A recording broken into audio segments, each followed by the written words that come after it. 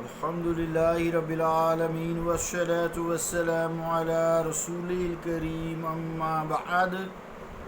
فاعوذ باللہ من الشیطان الرجیم بسم اللہ الرحمن الرحیم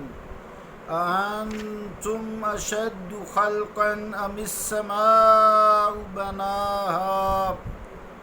رفع سمكها فسواها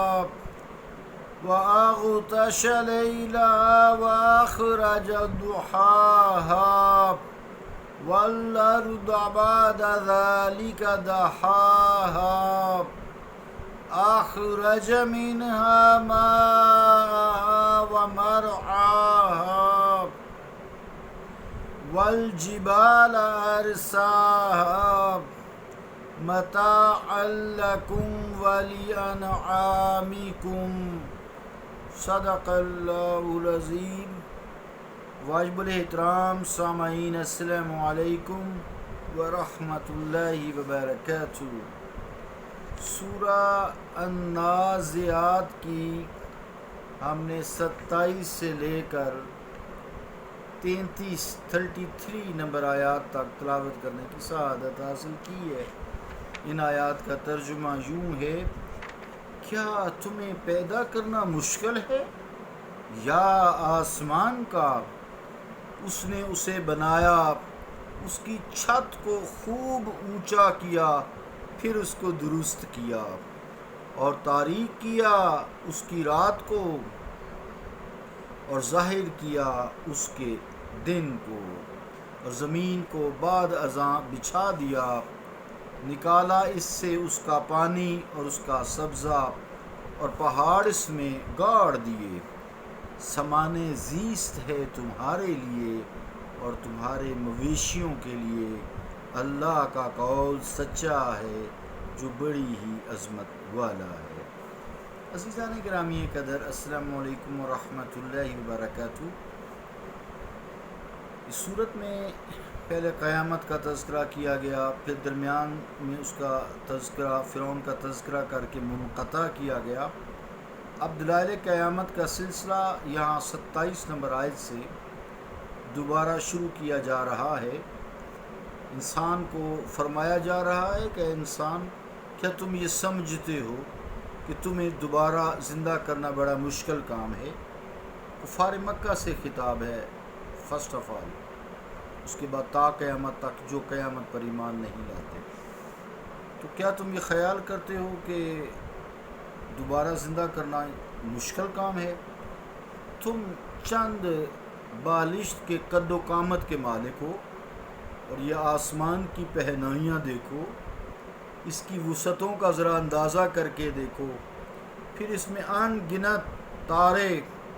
چاند، سورج ہیں، ان گنت تارے، سورج، چاند، یہ سارے جو ہیں، پھر کہکشاؤں کا ایک محیر العقول اور لامتناعی سلسلہ۔ بتاؤ ان چاند، تاروں، سورج اور جو کہکشائیں ہیں، ان کو کس نے پیدا کیا ہے؟ اگر تم عقل و انصاف سے بالکل محروم نہیں ہو گئے ہو تو تم آسانی کے ساتھ سمجھ سکتے ہو کہ جو عالم بالا کا خالق ہے، اس کے لیے تمہیں پیدا کرنا کوئی مشکل نہیں ہے۔ 28 نمبر آیت میں پھر فرمایا گیا کہ آسمان کی تخلیق میں اپنی قدرتوں کے کرشموں کا تذکرہ کر کے غور و فکر کی دعوت دی گئی۔ سم کا ہے، رافع سم کا فسواہا، تو سم کا معنی ہوتا ہے سقف، چھت، یعنی سقف، چھت، یعنی آسمان کو ہم نے بہت اونچا کر دیا، اور سمکا کا مطلب ارتفاع اور بلندی بھی ہوتا ہے، یعنی اس کی بلندی اور اونچائی معمولی نہیں ہے، تمہارے اس کا اندازہ کرنا بھی بہت مشکل ہے۔ اس نے آسمان کی بلندی کو اتنا اونچا کر دیا ہے کہ تم اس کو پا نہیں سکتے، بس دیکھ سکتے ہو۔ پھر اس گنبد مینائی کو اس طرح درست کر دیا ہے، اس میں کہیں کوئی جھول، کوئی شکن، کوئی دراڑ یا کوئی شگاف یا کوئی بوسیدگی کے آثار نہیں ہیں۔ صدیاں بیت چکی ہیں، اس کو کچھ بھی نہیں ہوا۔ 29 نمبر آیت میں فرمایا کہ جو رات کی سیاہی ہے، دن کا اجالا ہے، اس کو آسمان کی طرف منسوب کیا ہے کیونکہ اس کا تعلق آفتاب کے طلوع اور غروب سے ہے۔ جب سورج غروب ہو جاتا ہے رات چھا جاتی ہے، جب سورج طلوع ہو جاتا ہے دن چڑھ آتا ہے، غروب ہونے سے رات دن کو ڈھانپ لیتی ہے، اور جب سورج نکلتا ہے تو دن رات کو ڈھانپ لیتا ہے۔ یہ ایک سلسلہ اس نے بنا دیا ہے۔ اغطش لیلہا ای جعلہ مظلما۔ آگے جو آیت ہے والارض بعد ذلک دحاہا، آیت نمبر 30 ہے، دحا الارض یدحوہا دحوا بسطہا، یعنی اس کا مطلب ہے زمین کو بچھا دینا، پھیلا دینا۔ اس آیت میں بھی اللہ تعالیٰ اپنی قدرت کی ایک اور نشانی کا اظہار کر رہا ہے کہ میں نے ہی یہ تمہارے لیے زمین کو بچھونا بنا دیا ہے اور اسے پھر وسیع اور کشادہ کر دیا ہے تاکہ ان گنت مخلوقات اس پر اپنی زندگی بسر کرے۔ عزیزان گرامی قدر، اس مقام پر انسان کے دل میں ایک شبہ پیدا ہوتا ہے، اور وہ یہ کہ اس آیت سے معلوم ہو رہا ہے کہ زمین کی تخلیق، آسمان کی تخلیق اور اس میں جو اجرام فلکی ہیں ان کے بعد کی گئی، حالانکہ سورۃ البقرہ کی آیت نمبر یہ ہے خلق لکم ما فی الارض جمیعا ثم استوی الی السماء، اور پھر سورہ فصلت کی جو آیت ہے کہ زمین کی تخلیق پہلے ہوئی اور آسمان کو اس کے بعد پیدا کیا گیا۔ علماء کرام نے اس کے متعدد جواب بھی دیے ہیں۔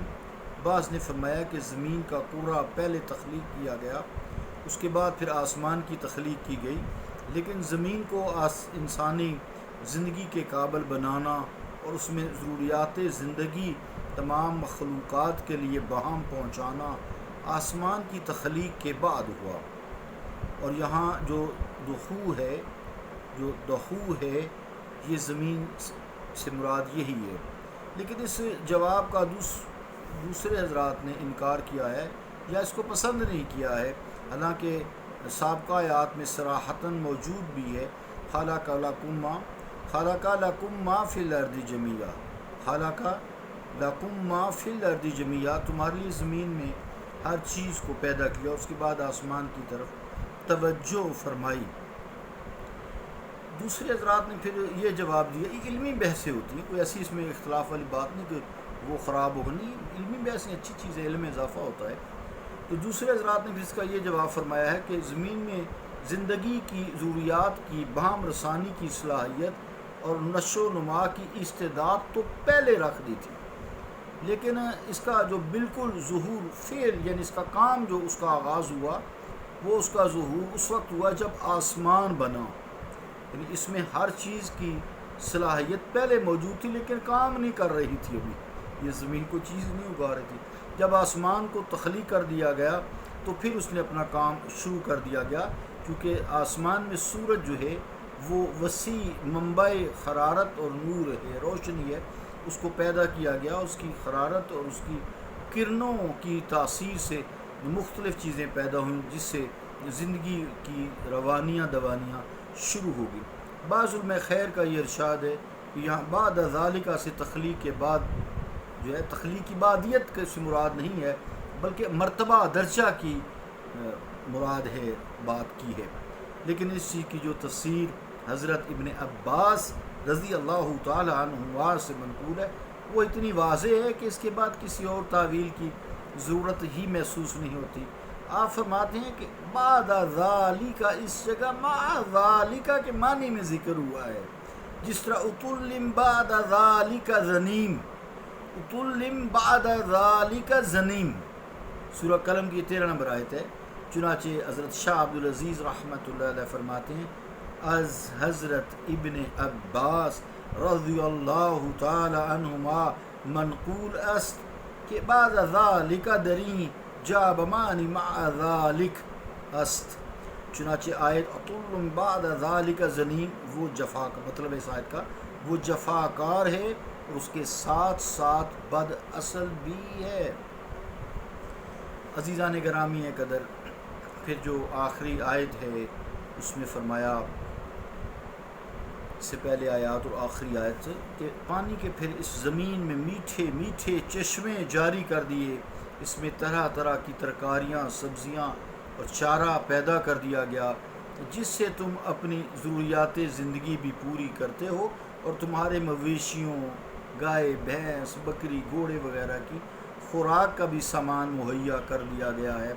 جو قادر مطلق ان تمام کاموں کو بڑی حکمت سے انجام دے رہا ہے، اس کے بارے میں تمہیں شک ہے کہ وہ قیامت کے دن تمہیں کیوں کر زندہ کرے گا۔ عزیزان گرامی قدر، ہماری آسائش اور نشو و نما کے لیے جو ان گنت چیزیں زمین کے شکم سے نکل رہی ہیں، اس میں آسمان کی بلندی، سورج اور چاند کی کرنوں کے اثرات اور سلسلہ ہائے کوہ اور زمین کی زرخیزی، ساری چیزوں کا جو حصہ ہے وہ اہل دانش سے مخفی نہیں ہے۔ کائنات کے مختلف اجزاء میں اگر موجودہ نظم و نسق کو بدل دیا جائے تو ہر چیز بے اثر ہو کے رہ جائے گی۔ صلی اللہ تعالی علی رسول خیر خلقہ محمد وعلی آلہ و اصحابہ اجمعین، رحمتک یا ارحم الراحمین۔